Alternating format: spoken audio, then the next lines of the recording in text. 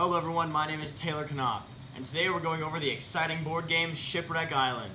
It's a 2 to 4 player board game designed by myself and my dad, Andrew Knopp, and we're going to be going over how to play. Let's get into it.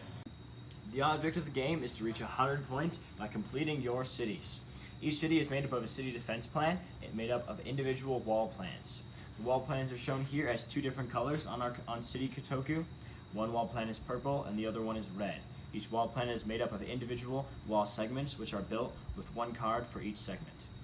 For example, if I built these two purple cards, I would get to place two wall segments on this purple wall plan of Kotoku. To finish this wall plan, I would have to play a total of 5 cards. Also on the city we have an attack number, which we'll explain later, and the point value for when you complete the city, which helps you get towards your final score of 100 points. To start the game, give each player a set of wall segment pieces and a scoring marker. Each player should also receive a Shipwreck Island gameplay reference card. Then, shuffle the wall segment cards and deal 5 to each player. 5 wall segment cards should also be placed near the board for the supply station. The rest should be in a stack with room for a discard pile. Next, shuffle the city defense plan cards and deal 3 to each player. The reinforcement cards should also be near the board. Place the island army marker on the capital city of Manadolo. Now, each player rolls the die. The player who rolls the highest is the first to choose their starting city from their hand of city defense plan cards.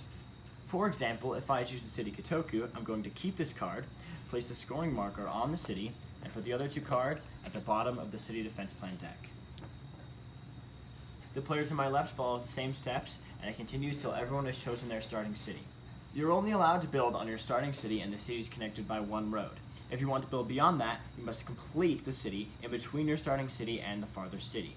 Also, once a player begins building on a city, it is reserved for that player. You also may never build on another player's starting city.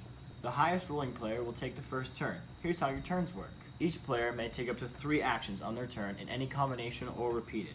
These 3 actions are drawing, building, and resupplying. When you draw, you may draw from the deck or the supply station. When you draw from the supply station, you take the card and it is replaced immediately with another card from the deck.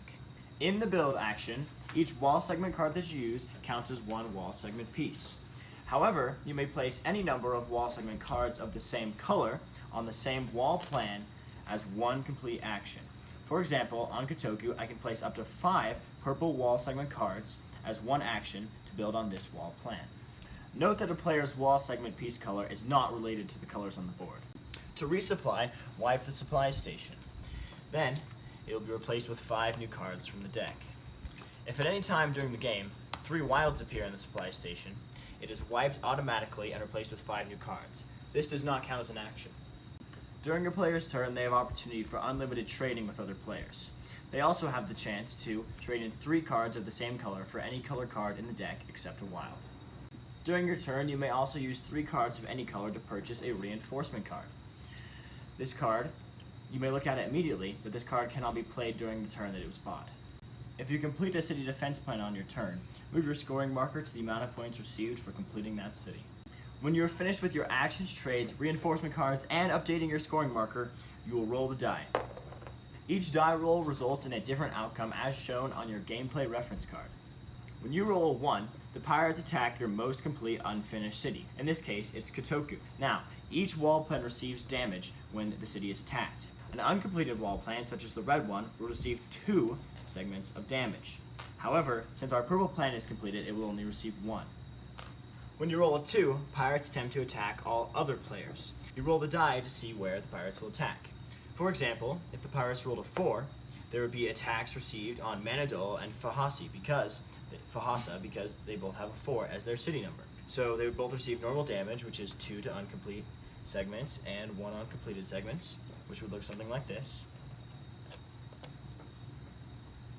And now these cities would both be considered on fire. When a city is on fire, that means that it cannot receive any more damage until the player whose city it is takes another turn in order to give them a chance to rebuild and defend that city. Anytime a city is attacked on a 1 or a 2 roll, it is considered on fire until that player's next turn. When you roll a 3, you get to steal a wall segment card from another player's hand. They may give you a card, or you draw randomly from their hand.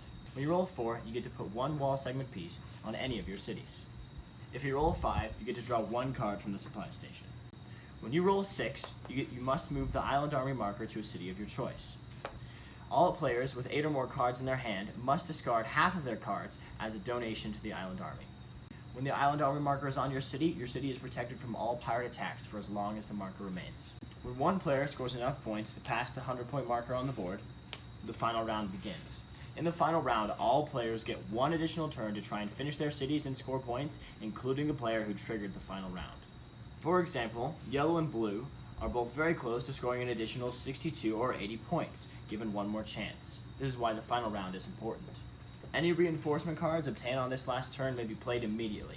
Any additional points earned during the final round are scored immediately, and players move their scoring markers. Players also add points for any incomplete cities during their turn. See the full rules for explanations on how to score incomplete cities. The game ends after each player has had their turn in the final round. The player with the most points at the end of the final round wins the game. We hope you enjoy Shipwreck Island. Check out the link in the description to know where to buy it at thegamecrafter.com. We also have an expansion pack to play with 6 players on this exact same board. We hope you enjoy it, and thanks for watching.